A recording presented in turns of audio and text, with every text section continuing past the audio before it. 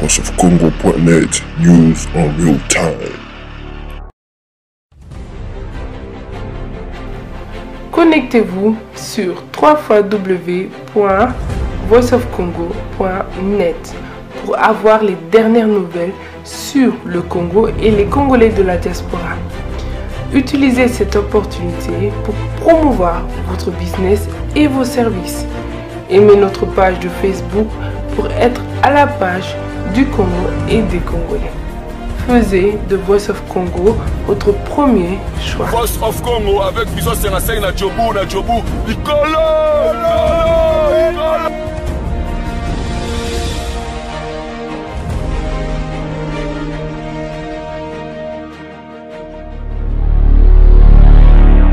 voiceofcongo.net, news en real time. Voilà vraiment les fidèles de www.voiceofcongo.net, vraiment votre magazine Toloba vrai tout savoir pour tout informer des informations en temps réel. Donc le loni to beta na Fumutoto Masolo Talika toujours l'actualité de la République démocratique du Congo. Oyo chef de l'État Joseph Kabila a invité qui opposition na majorité bakutana tokoyeba yango invitation yango ezalaki ya nini IDPS INC invité Kamere et ses alliés il fallait les rencontrer chef de l'État mais objectif invitation yango toyebi te en tout cas yango wana tosepelaki mingi tobenga Fumutoto tosala ne banaliste todiscute na ye toyeba pourquoi babengisaki bango pa chef de l'État. C'est pas pour chef de l'État azwa makanisi na mambo gouvernement d'union nationale o ba promettait que chef de l'État promettait que Congolais asala gouvernement cohésion nationale, j'allais dire à travers votre magazine tout le vrai sur www.voiceofcongo.net pour découvrir Fumutoto ndenge nini akolobela biso ndenge nini osala ba analyse par rapport à l'invitation. Bonjour Fumutoto. Bonjour Fumutoto, je crois que na début nanga déjà annoncé que déjà lelo masolo ezali à invitation chef de l'État a bengisi bino ba opposition mboko yo okutana ye kosola na ye yango toyeba na bandeko bazolanda biso de partout ailleurs grâce à magazine Toloba vrai sur www.voiceofcongo.net oyebisa bango invitation bokei to bokokende te pe invitation eza ya nini. Matondo mingi lobby, écouter, vérifier et témoigner. Yoka, Tala, Petatula, Oyoyoki, Ndengotali, Soke Zananze. Ngana ebisa ba Congolais que ngai nazosa la politique ya concrétisme. Concrétisme elingi koloba nini? Toloba makambo o tosalaka pe toka na kosala oyo ekoki kosalama.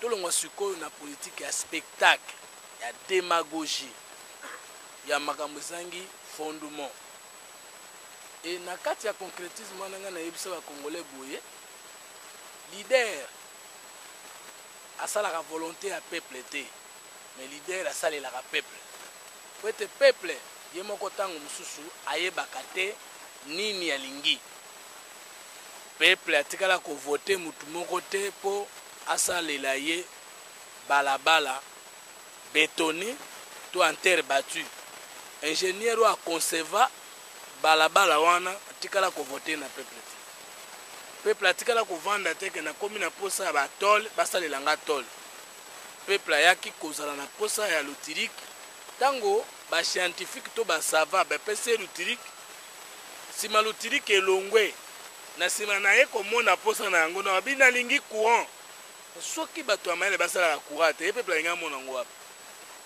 yango mona nga so na zwa position na politique nazwaka na ndenge na ye kosalela peuple congolais mais nazwaka te na ndenge bato ya opposition to ya majorité balingi ngai personnellement naobi te ke naza na ntina naboyaki mpe namonaki invitation na ntina te parce que nayebi objet lisusu ya lisolo te. Parce que nous connaissons toujours ça, il faut résoudre quel problème. Le vendeur qui a un biso to qui ba électuer les cas qui m'appelle. Bango balobi ba électuer les cas qui malamu. bien sûr bango nyonso bandimaki baélection elekaki mabe me nde batingamaki na bokonzi yango elakisi ke bango mpo na bango mabe wana ekomaki malamu. Tondongwani bovandi M. Kabila a signé ordonnance, a convoqué ordonnance créant d'abord à Liboso créant portant création, fonctionnement et organisation des concertations nationales. Alors bito kende kuna to sur la makambo nyonso sans tabou. N'est-ce pas? Nde sima ya kosola to la kisa esika mabe ezali na nzela ni tokosala po ete tobimela. N'est-ce pas? Nalobaki la fois passée que tobimaki na ba concertation na sa accord politique mais tobimaki sikoyo na ba recommandation pour ezalaki tabler les problèmes, dresser les résolutions et formuler des recommandations ya kopesa ye andima yango na misu ya peuple congolais mobimba mpe asalela yango na autre lobaki gestion consensuelle pour obtenir la légitimité consensuelle. Nde ezala majorité présidentielle, ezala balié na ye bato ya palue les autres, ezala biso opposition tokendeki na concertation toyokanaki ndenge wana parce que ba recommandation ezaki a parti mon côté ezaki a biso nyonso tosisi koyokana ndenge wana alobi ete akoti ya gouvernement de cohésion nationale tozozela yango tokomi le 24 octobre ye asalaki discours na ye na congrès ezalaki le 23 octobre tokoma le 24 octobre matata premier ministre oyo ya ye apesi iltumatumu to ordre na basi na ye c'est-à-dire ba ministre mosusu parce que za premier ministre que ba assurer ba faire courante ba koki su ko affecter mbongo ya l'état te ba koki su ko bima libanda ya mboka te elingi koloba gouvernement ekwei normalement ba ministre nyonso ba koma ko assurer faire courante tango premier ministre a démissionné tango premier ministre a kufi tango premier ministre a défié et ça limite na ndenge biso totangeli na classe et ça limite na ndenge batu bayebi lelo ba ministre bazalaki na soumis na affaire courante depuis le 24 octobre lelo tuzali yomo lo badata là et ça 2 mois demi non 2 mois na ndambo non sikoyo ba voyage nyonso ba ministre bazo sala bazaka na affaire courante mbongo nyonso l'été ezobima bazaka na affaire courante. Point d'interrogation, innovation inutile. Peuple congolais zotala, naza zobate. Bovandi. Babimisi comité de suivi.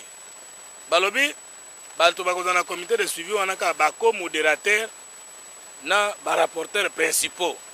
Le quoi zaki na 5 groupes thématiques et que chaque groupe thématique zaki na 2 co-modérateurs na rapporteur principal na adjoint bazui kaka 2 co-modérateurs plus rapporteur adjoint et ça lit 3 fois 5 et ça combien et puis ça 15 semaine passée bakutani je crois lundi pona kosolola makambo wana na sima kokutana lundi balobi bakosala règlement intérieur ya fonctionnement ya structure wana toboyite tozozela tomona ngo normal te mais tozozela pona nini peuple congolais bi ke biso tokendeki na concertation to assumer histoire wana to assumer ba conséquences wana parce que l'homme politique doit savoir assumer doit apprendre à assumer to assumer parce que tokendeki netinga na kende na molite na baina okende pe na kendeki siko pendant que tozozela tomona gouvernement de cohésion nationale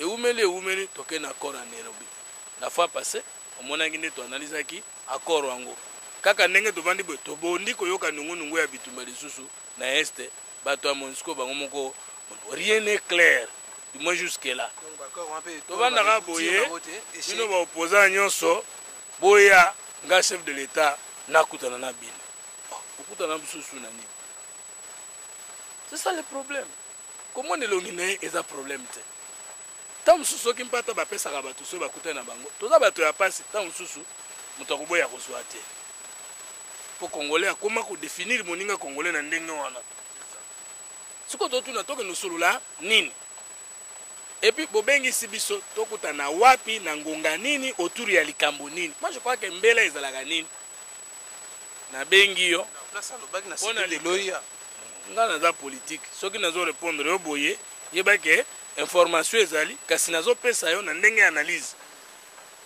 mais nakoki koloba te lokola mutu nyonso kaka ke nalobi boye ezalaki boye non ndeka nazo loba boye naza kopesa information invitation normalement ezalaka tokutana awa po tokende otala likambo oyo nesika oyo banda ngonga oyo tingonga oyo eso ba invitation ko nta msu na SMS est-ce que ezali penda ndenge wana bongana nana nga politicien apamba problème ezate nana nga mutu pamba mais pona bato ya minene waza na mboko est-ce que bako répondre à ma invitation ndenge wana soki nga mutu pamba na moni yango mabe bongo batatini.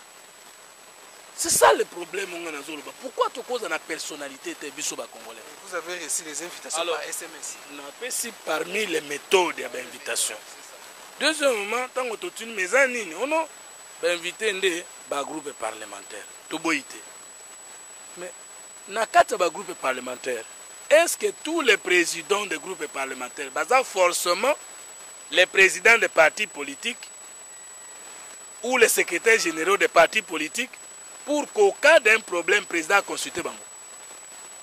C'est bien qu'on comprend. Donc, quand il y a une élection, il y a un secrétaire général à parti, il y a un militaire à parti. Donc,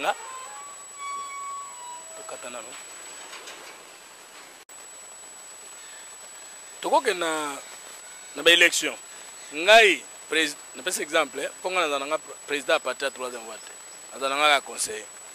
Donc, moi, je vais vous un exemple. Il y a un président à parti, PLC, Parti libérationniste congolais, ils allaient partir à 3e voie. Yo n'a pas exemple. Membre ou cadre. Toko que na ba élection, nga na perdre ba élection, yo gagné. Yo kuno kei kozala président ya groupe parlementaire. Est-ce que vous décidez sur ce parti-là? Non, aux membres, mozoaki députation, au komi kuna to désigner au patronné na groupe parlementaire, ya parti na biso na baninga. Soit que ce que le président de l'Assemblée nationale a un groupe parlementaire pour une question politique, ok. Soit que le président de la République a un Assemblée nationale, ok. Soit que le président de la République a un parlementaire, ok.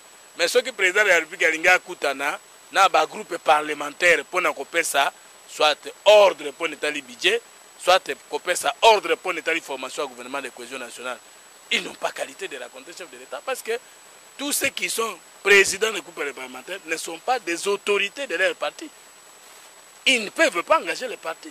Leur responsabilité se limite au Parlement et leur chef du Parlement, c'est le président de l'Assemblée nationale ou le président du Sénat. Dis-moi en ce moment-là, on veut faire quoi? On veut dire quoi? Tout ce que moi je demande aux Congolais, c'est que ce qui est tangi mingite, tozana boyebite, ata tolingi mboka, mboka ekosikola mate. Et sengeli na kati ya mboka na biso. Tout ça la nette différence entre la politique, la justice et l'administration. Et moi on a kapeza clair que mboka tambola raboye, politique ça les maraboye, bo sembo na mboka za la raboye. Et c'est ce Congo là oyo tuza biso na 3 ans to koloba biloko misato. Tous na vision na yango, tous na mibeko na yango, pe na force ya ko protéger yango de l'intérieur et de l'extérieur. Wana ne Congo wana biso to bundi pour créer la nation au sein de la République et de l'État congolais. On a des Congolais qui ont bundisa tribalisme, régionalisme, clanisme, favoritisme, corruption, trafic d'influence, intimidation. Ndena Congo wana ne biso toujours bundela. Congo wana ne biso toujours ba risque oyo bino soboyebi. Mais Congo ya na ya ko visiter au peuple $100,000, bona kanga munoko.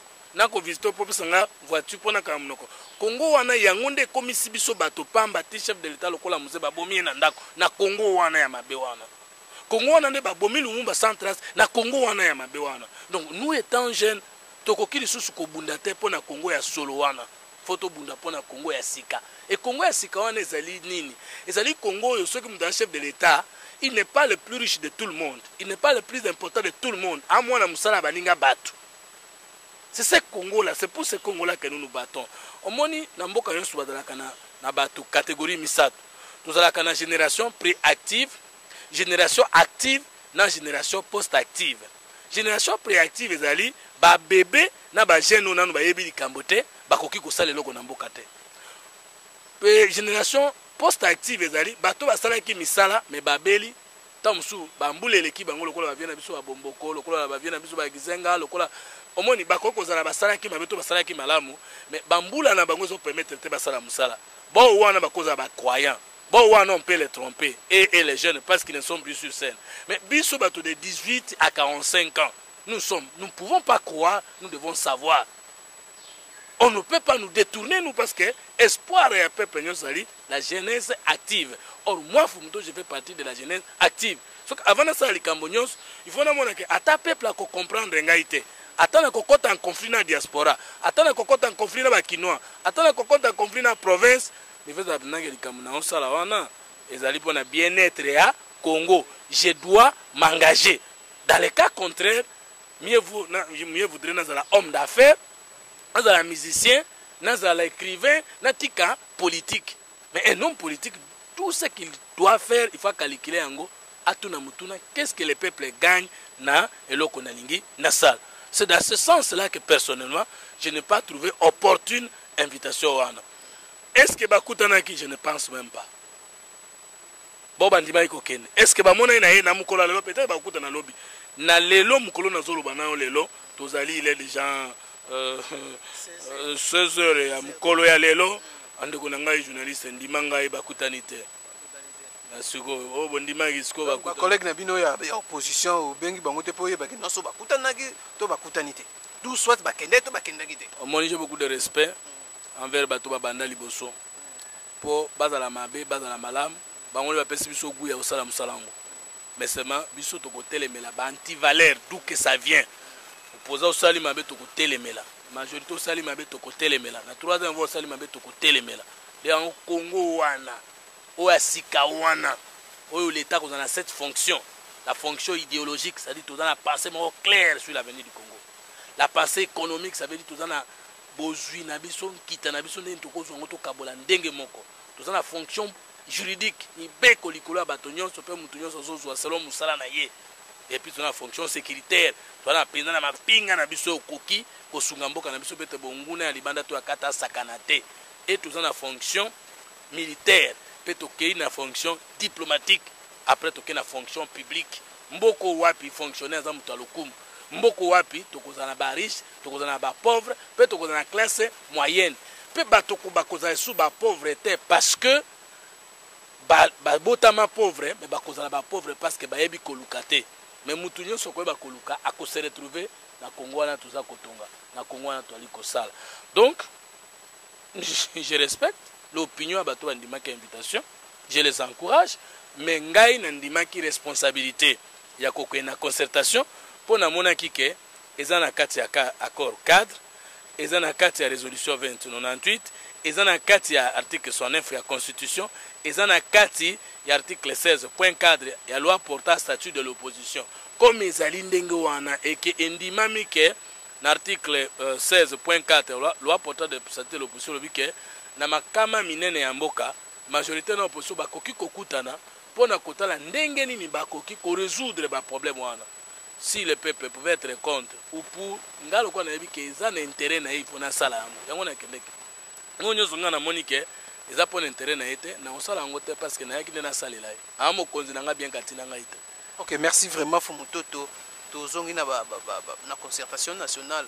La concertation nationale est-ce que beaucoup de concertation nationale est-ce que beaucoup de batoni concertation nationale et tambomaki ndenge il fallait Fumutoto raisonnaki ndenge koza la po il y a eu polémique créamaki sur concertation nationale ba comme ça bien comme concert national et qui distraction oyo on a sélectionné quelques têtes il y a opposition tout comme il y a des diaspora na éviter ce concertation bino yo zala na kati kuna oyebisa biso po ba msuba kotaki ba bimaki na mona concertation ba msuba lobaki tokei pona kopesa Kabila pouvoir le en 2016 ko légitimer boyebito lobaki que pas de touche ya article 220 balongo wana babito kende ko zwa mbongo mena le kaka na ebisi bino kenga na zwa mbongo te so mona mtu ngo ya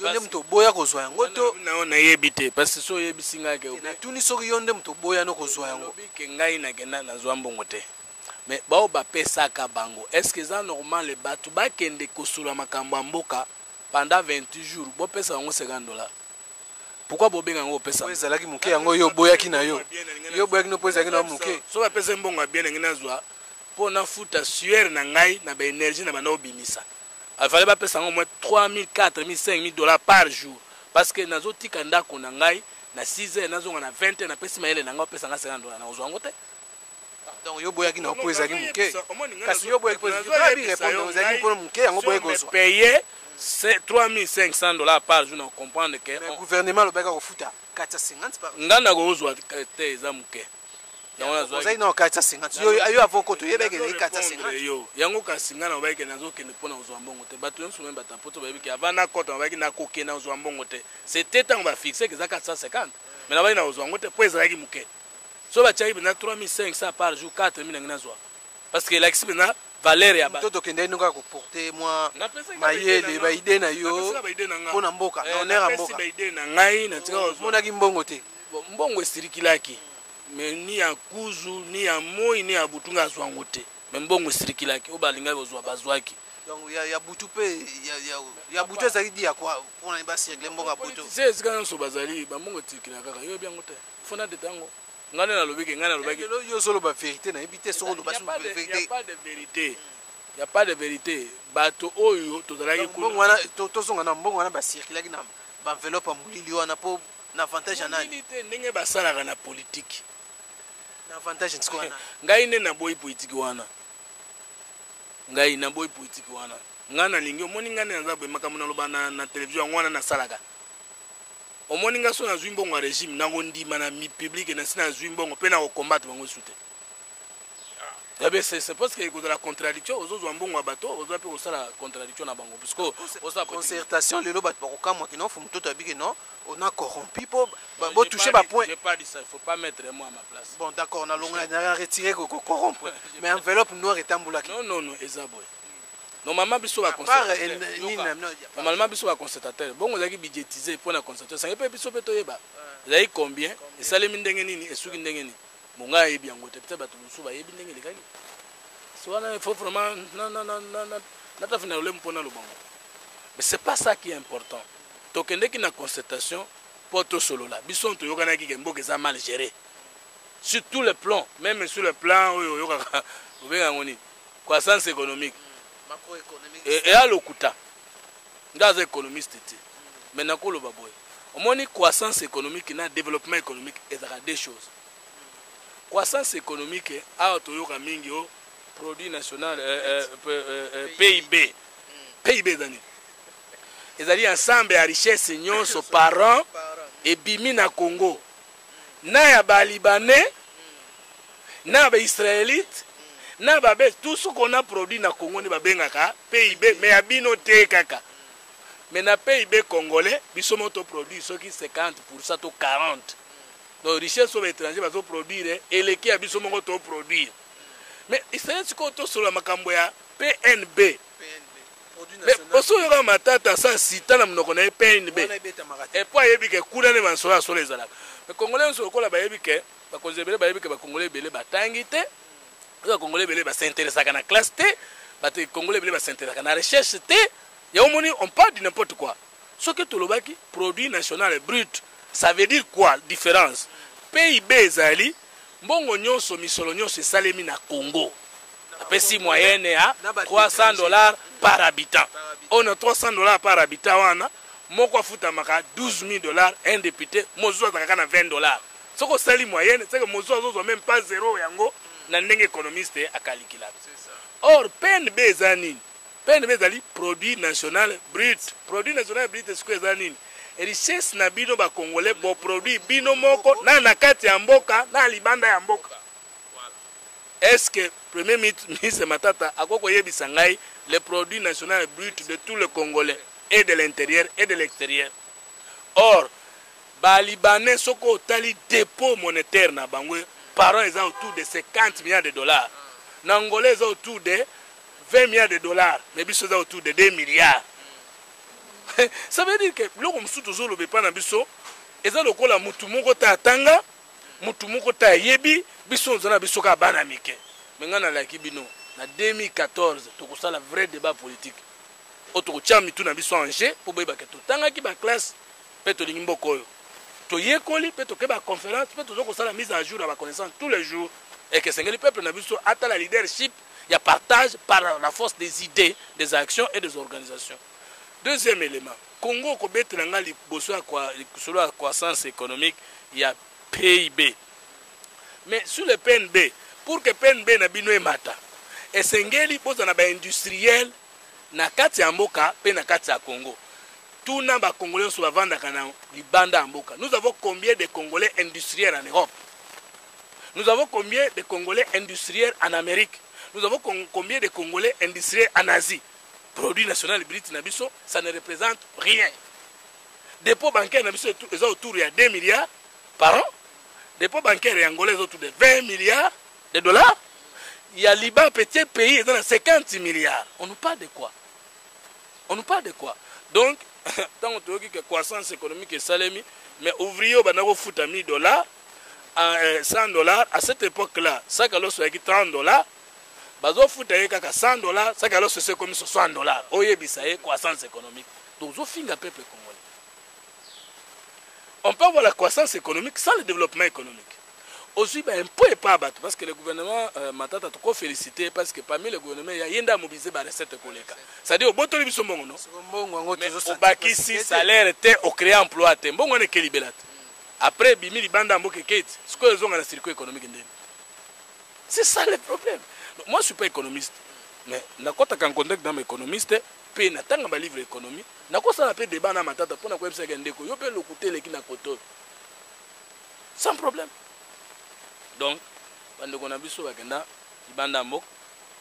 vu tout marché, tout sa musique, tout ça la nyos, mais belé tout en classe. Boba ken département ingénierie, boba ken sciences politiques, boba ken aviation civile. Na bola monyoso tozana ngo na nzoto na biso plus si boyebi tozana ngo nous ferons quelque chose pour le Congo mais soki totangi mingi te na sepeli mingi parce que na mbulo eleki musana nga na diaspora tangi si batebele ka bato musu na diaspora na so bango ba débat na lobi te que bato sa diaspora batangi te na bato mususu pour confusion za la te na bato mususu pas tout le monde maintenant on a maintenant kalingi mboka mayebele côté donc to chauffer bango na yoki ba kei université.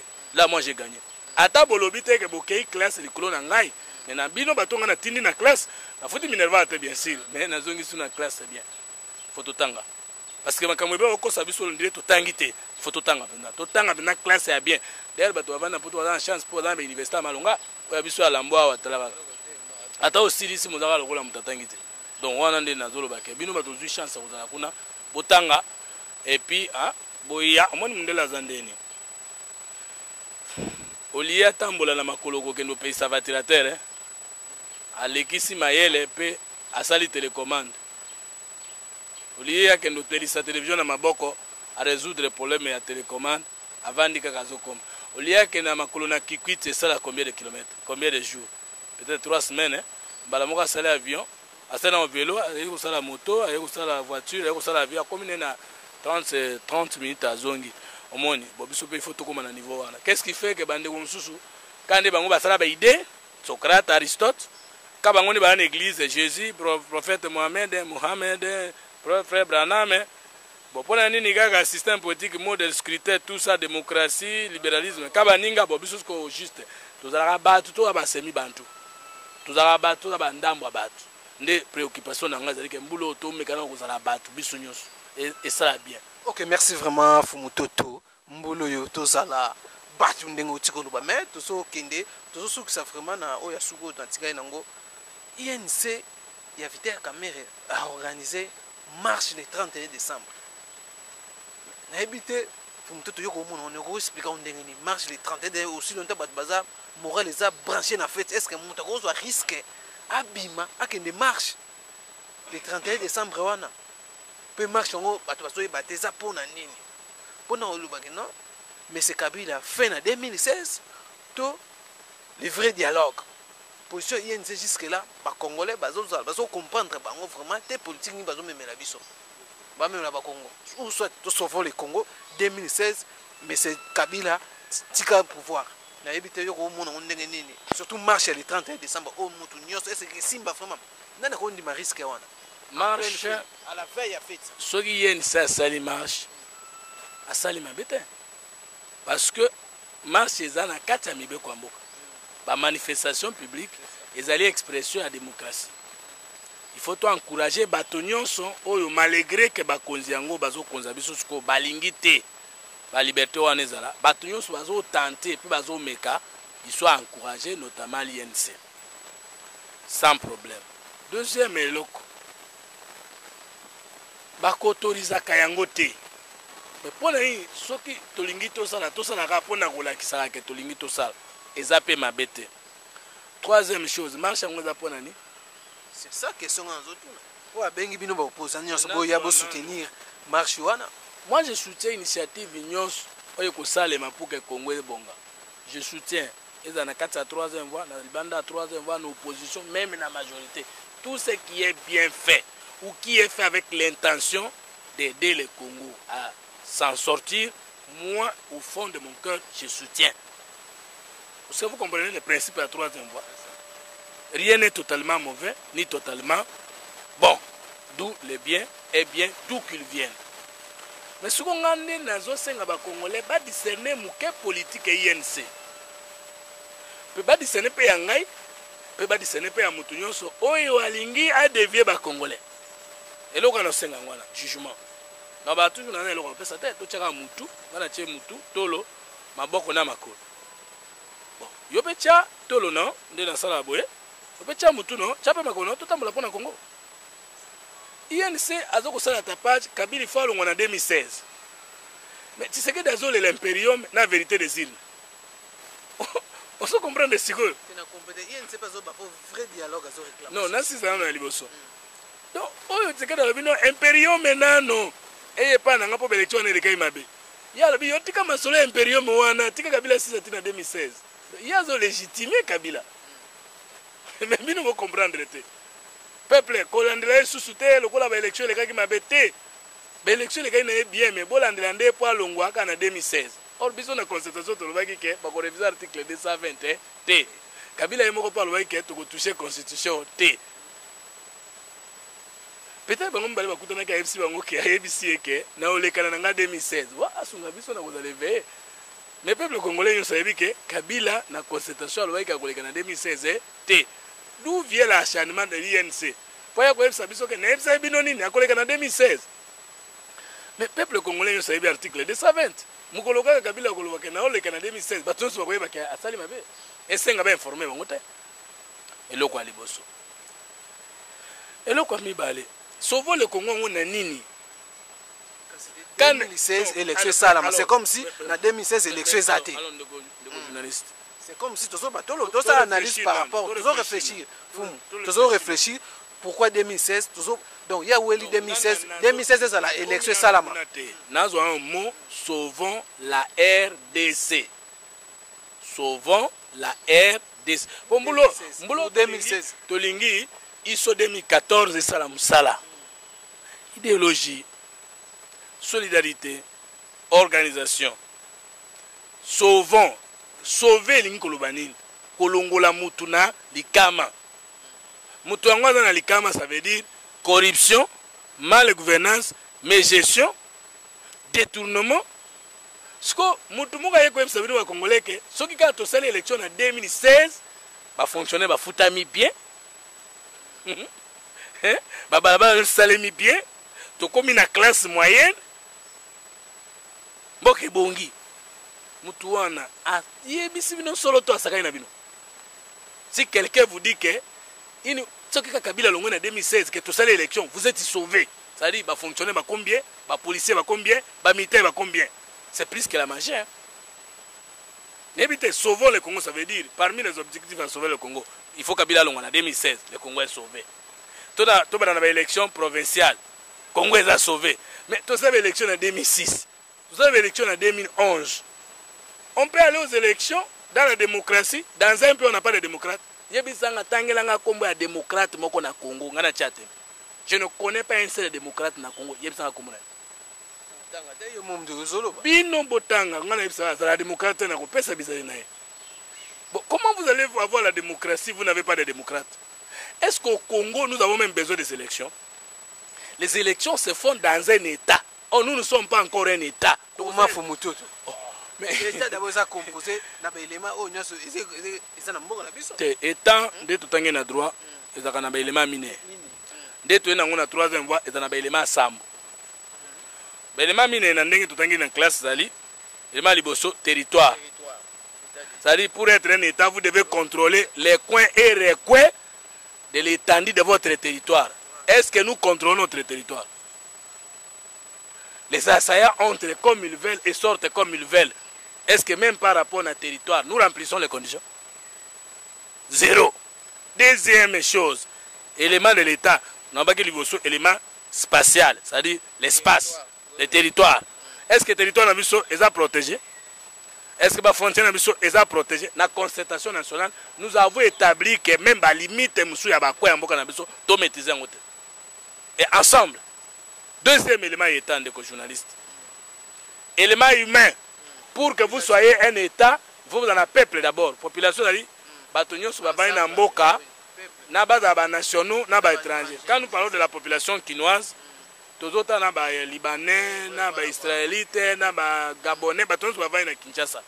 Mais surtout, peuple congolais, ça veut dire bateau entre liés na nationalité, les Baobakufa, Bobazali, Bobotam. Est-ce qu'au Congo, il y a un peuple? Il n'y a pas un peuple parce que nous ne partageons pas les mêmes idéaux. Tribalisme, mais dans la diaspora, il y a somme. Toko sauté. Soki Mouloubaye, ba combattant musu baninga to de manaye baninga ne baluba babatelier som tabandundoye ba musu baninga batele baninga ne bayanzi babatelier soki o wana ta mu Congo ale lingomba na etaza mabe ba Congo ba kekuna ezana diaspora ezana Kinshasa ezana province. Bon, nous sommes un peuple alors que le tribalisme, le régionalisme, le fanatisme battent leur plein. Nous sommes un peuple. Ou peuple les ali par exemple bayanzi baza peuple parce que bazana kiyanzi en tant que munoko enakati ya kiyanzi bizali na bango ya coutume ezali ba mongo bazali peuple pona nini nakati ya kimongo bizali ya ba mongo ezali ba Congo baluba la même chose. Nous les Congolais sommes un peuple yoko za nozo ba kiyanzi ngana yoka yote il faut yo le kana français to na linga pona yoka. Est-ce que tout ça ini de quoi on nous parle? Na ebite boli misanga na ebite. Est-ce que biso ba Congolais to abatu bo batena fingi pona bina ngai moko banda na ngamoko. Donc, vous avez raison que la richesse à Congo, qui m'a mabé. Collègue même, vous avez quoi lobby? Bisous de richesse à Congo, c'est l'ignorance, la peur, la pauvreté. Richesse au baninga badana, les contraires, bisous tout dans l'ango. Peuple, mboka nyonso za la kana statistique. Oeza koye bake, mbulo batu babotama ki autant, mbulo batu bakufa ki autant. Recensement ça les maka. Mboka nyonso za na carte d'identité babengi carte pour citoyen. Biso carte d'identité na biso za nini? Carte d'électeur. Skopoko na kama ndande tozolo baka oya za congolais pose la congolais ani bato mitano bakena bureau de vote ba témoigner que yé à la congolais. Et si baloba bongo. Au comme na carte d'électeur, oza congolais. Vous dites-moi depuis que le monde existe, est-ce que vous connaissez un seul pays au monde où les citoyens n'ont pas de carte d'identité? Nous avons déjà cessé d'exister en tant qu'État depuis longtemps, mais les gens ne comprennent pas. Au Congo, quand Kamere dit qu'il y a une élection, pour sauver le Congo, c'est la pire distraction. Nous devons d'abord créer l'État. Ou réformer l'État, si vous voulez, parce que si on a envie de créer, peut-être qu'on va dire. C'est dans l'État qu'on organise les élections.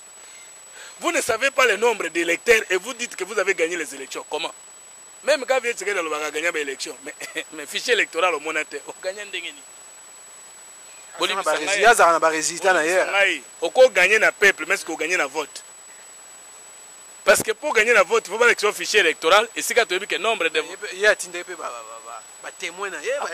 témoin ndengeni balongola ngo imulu ndapona ni.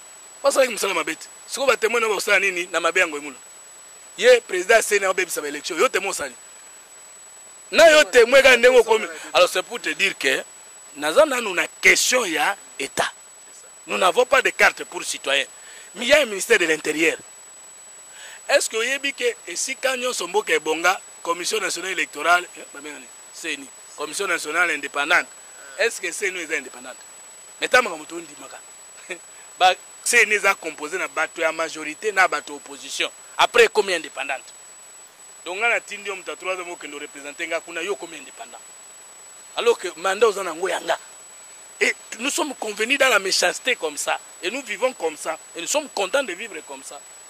Alors, ce qu'on dit au caméra, c'est que l'élection en 2016, le Congo a sauvé. Au monde logique. Troisième élément de la nation, les pouvoirs.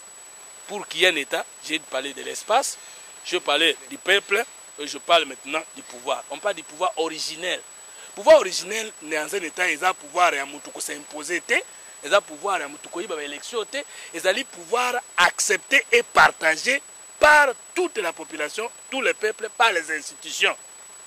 Donc, on peut tricher dans un État parce que le pouvoir, il y a des autres définis, pour yo ovanda il faut bango ba pesa pouvoir que yo vanda pour que la biso nyonso bo mengo na biso. Est-ce que pouvoir autre dans le Congo depuis Mobutu il les a pouvoir originel pour que nous puissions dire que nous sommes un État? Dis-moi. Non, nous n'avons jamais existé comme État. L'État congolais lui-même a un problème de souveraineté de l'existence dans la scène internationale. Au monde des armées rwandaises ou ougandaises, babunda na Kisangani, babomi ba congolais. Des armées étrangères, est-ce que ça se fait? Tokobenga ngo agression, te pas agression ngolbane mboka moko et toucher mboka mosusu. Mais wana mboka mbale baye babomani, babomi bino. ADF nalu avant na mboka na biso. Elera avant na mboka na biso, est-ce que nous-mêmes même en tant qu'État nous existons? Au sommet on a un pays, un régime gagné rébellion et puis communauté internationale signé un accord. Il faut pas signer un accord et puis le gouvernement a signé un EP. Ça c'est un État. Alors, vous nous parlez que non, ceux qui tout savent l'élection en 2016, nous avons sauvé le Congo. Vous insultez le peuple congolais. Franchement. Quatrième élément, la reconnaissance internationale. 4 éléments fondamentaux de l'État. Je parlais de l'espace, le territoire, le peuple, le pouvoir originaire et la reconnaissance internationale. Est-ce que les communautés internationales dans le Congo, ils reconnaissent que le Congo est un État souverain? C'est un État sous-tutelle. Le Congo, ils ont sous-tutelle. Donc le Congo n'existe pas en Vendabo. Et là, le marché à ciel ouvert, dengue. Mais bien, on peut pas positionner pour secours la communauté internationale à intervenir.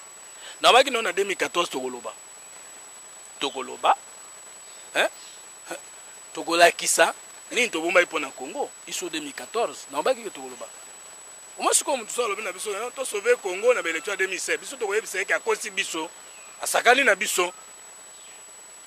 Mais Mobutu ça a bongisa ba élection. Musée PS bongisa ba élection. Il y a des députés, il y a gouvernement maintenant ngani, un député ya nini, assemblée constituante. Kabila peut bongisa ba élection, to sepeli. Kamera yebisi biso ke ba élection oyo ya CENI oyo. C'est parce que on m'a dit à Zolo Baboy po, hier kotaki l'Assemblée nationale pour amener que l'élection est bien. Il y a côté qui n'a séni pour amener que l'élection est bien. Il faut le comprendre. Parce que c'est que le qui va côté dans l'Assemblée nationale va côté qui. Tout le qui va côté dans séni au té au salem scopo goimulunda abe malumalu devait sortir de la composante société civile. Oh autant l'église catholique. À s'imposer. Mais tabande ko ba congolais vita quand même azoba na biso que na élection o ana so to sali en na condition yo alors to sauver Congo. J'ai répondu. Tolingite. Boko e baby na bato ba gera yango. Ba ki tsape moi ma peka na côté ya biso parce que biso tali victime ya gestion na bango. Ezalo ko la fumu tout lelo a gérer a BBC lobby a sabino leçon. Bon moment normal. Donc trop c'est trop. Donc pour Fumutoto marche wana et ça a une importance. C'est marche c'est une importance. Mais ils ont la tête pour nous voir ça biso que ce Kabila longo en 2016 il y a une solution. Parce que Kabila longo en 2016 là il n'y a pas de débat. Il y a un débat qui na kotala ke babino gouvernement o esama ya coalition nationale et ça gouvernement mobo faut peut-être les cas ba changer mandat donc pour son peut ça encore 3 ans. Mais ce peuple là zoba ba konzi ba vese buzoba est-ce que ba konzi ba salima be? Parce que Moutoza Zoba batekelaka bapesaka buzoba. Alors balobagani les peuples n'a que des dirigeants qui les méritent. Faute à nan. Non, on peut se Kabila na faute. Ce que tu dis que Bololo Penza, faut n'a gagné au-delà de 2016. Mais il n'aura que constater notre état. Il n'agira qu'en fonction de nos limites. En ce moment, vous allez le reprocher. Donc, il y a un fitter à caméra, bazo déjà qu'on prétend, bazo ça déjà voix, moi mon wepo et l'eau connaît ça la matin. Vital Kamerhe et les autres opposants. Par rapport à la réalité, on va sauver le Congo. Bangwana coalition pour le vrai dialogue, non? C'est ça. Parce que Balobi Kabila en 2016, mais Balobi faut pas solanaï, baso souni. Pour y Balobi qui a organiser vrai dialogue. Au bout de quoi nga pole na ngai omoni ngai fumutoto na bango vérité ngai so na ngai convaincu que diable ndenga zo na Congo za pona kobongisa Congo nga na voter ozo comprendre nga diable penza zo ya diable wana zo ba église nyoso ba kimi natikele nga moko na tune diable zo ya kusana bi ngai diable na bongoli motema to na kotikala kama beme na kobongisa Congo moi même pour un voleur qui peut sauver le Congo je l'accepte. Ma préoccupation c'est la conception utilitaire de la science politique. Tout ça la politique pour nous résoudre des problèmes de la population. Ma belle ça les manamokili mobimba pourvu que Congo de Moïbi na Moïbi on a le besoin Moïbi wana ya ibi ba français, aibi ba américain, aibi ba angolais, aibi alors nyonso aye nango ebongisi Congo ngana kondima. OK, merci vraiment. Il faut comprendre niveau extrapolation dans ce point place on a peu de polémique hein, mais pas comprendre qu'est-ce que je veux dire. Yoza Congolais zo bebisa Congo. Mais ceux qui français y abongisa Congo et qui n'a convaincu qu'il y a abongisa Congo, n'a bête la maboko nani. Je crois que vous avez compris l'interprétation na sali na ndenge na lobaki pour que ait posé problème. C'est comme pour vous dire quoi. Est-ce que ba Congolais na ba Africain tu n'as pas un mandat ou bien tu n'as pas mal gouvernance. Vraiment ce que dit que Mobutu na 32 ans wana il s'est préoccupé seulement à kobongisa kaka Congo. Vraiment biso tenge to kufela ka ebonga wana. Donc 2016 ou pas. Mais nous ne voulons plus qu'on continue à mal gérer le Congo et que tous les Congolais doivent se soulever contre la malgouvernance. OK, merci vraiment Fumutoto. Je crois que c'est ici que nous mettons fin à notre magazine Tolo Bafré. Non, pourtant déjà l'équipe déjà. Bon, tu peux maintenant pour continuer prochainement. OK, merci vraiment fidèle. Oui, OK, ce qu'il faut monter tous un dernier mot quand même Yakoloba na habité. Bon là on a eu ça va Congolais ba Holanda ngai. Ba Congolais ba Holanda ngai zali kaka. Nga na senti neti nga na ko sala quelque chose pour na mboko. Mais nazo kamwa ke bandoto nso na lota ke zali kaka. Nga moko te mutu na kotombola libango. Siko tous les temps tozo lekisa to koyoka na te. Tozali batongi to banguna Congo. Question liboso. Question liboso. Question mibale. Boyoki bino moko ke balobi 2016 élection kozala. Ce qu'on a tout vu Chichi, surtout comme en 2016 et qu'il y a un impérium T. Alors Kazaki élu et Kapreta qui seulement comme chef de l'État. Est-ce que vous avez un mandat na Kabila ndé sili to vous avez Kabila sili ya yezo koba. Ba pesa nga réponse un peu à temps. 5 présidents bangwa les deux présidents. Ba pesa nga réponse avant parce que faut pas tout naka ya Chichi na 2016. Mandat na eko koba to eko sila. Bon ba bête balinga ku masolo 2016. Ya Chichi 2016 ndé ba récupérer 2016 ba yebisa biso un peu avant et à temps. Aso ba clarifier biso que mandat Kabila zo sila en 2016. Ya vie Chichi pe zo sila. Siko to na Congolais dans ce cas kanda na bino kozala nani. Est-ce qu'il faut boya ko yeba na 2015 ou bien bolukaye pe bobongisa ye avant 2015 pour na bo ba kondima élection. Na biteke bato so ndima élection. Mais na lobi kaka bolimbisa nga na nde na lobi. Mais pour na nga lokola nga na lingi bino. Mais na bite so bino bolinga ngai. Mais ndoto na ngai ezali to lingana pe to sangana. Bon, lokola yo zo zela bato so balinga nga fumutoto. Po yo po linga nga. Oza jana retard. Mais pour no mutu moko mibale misatu mwana muke mama mukolo mobali olinga numéro de suggestion. Numéro de contact, numéro d'appel 09 98 10 99 05 09 98 10 99 05. To, troisième voie, toutes lettres en minuscule, voie avec IV, OIE, @yahoo.fr, okokomelanga na boîte, to okokokota na boîte na biso troisième voie, www.troisième-voie-rdc.com. Nanyo soana, ezaka ndambo na pesaki po na Congo, oyo koya pe tokobakisa na motema. Ok, merci vraiment, c'est ici que Tiki. Vraiment, Bino, restez toujours branchés sur www.voiceofcongo.net. Retrouvons-nous prochainement à notre nouveau numéro. Bon.